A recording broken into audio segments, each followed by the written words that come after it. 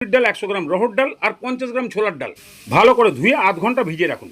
আধ ঘন্টার মধ্যেই মোটামুটি জল খেয়ে ডালগুলো সব ফুলে নরম হয়ে যাবে। বাস এবারে প্রেসার কুকারে এমন পরিমাণ জল দিন যেন ডাল থেকে 1 ইঞ্চি উপরে থাকে, তাহলে একদম পাতলাও হয়ে যাবে না, আবার খুব বেশি মোটাও হবে না। এবার এর মধ্যে এখনই পারফেক্ট নুন দেওয়ার দরকার নেই, 1 চামচ মতো দিয়ে দিন। সামান্য একটু এরকম লম্বা লম্বা লাচ্ছা কাটিং আদার টুকরো আর 1 চামচ মতো হলুদ দিয়ে ভালো করে মিশিয়ে ঢাকনা দিয়ে 3টে সিটি।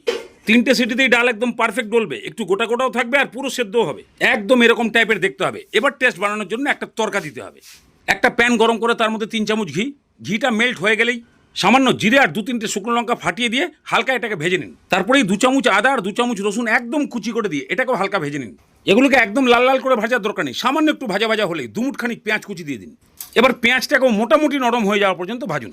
ঠিক এরকম টাইপের পেঁয়াজটা একটু ট্রান্সলুসেন্ট টাইপের হলেই 2টো মিডিয়াম সাইজের টমেটো একদম কুচি করে দিয়ে দিন। এবার এর মধ্যে আন্দাজ বুঝে নুন, হলুদ গুঁড়ো, লঙ্কার গুঁড়ো, জিরে গুঁড়ো, ধনে গুঁড়ো আর 2 চামচ মতো ভাজা কসুরি মেথি গুঁড়ো করে দিয়ে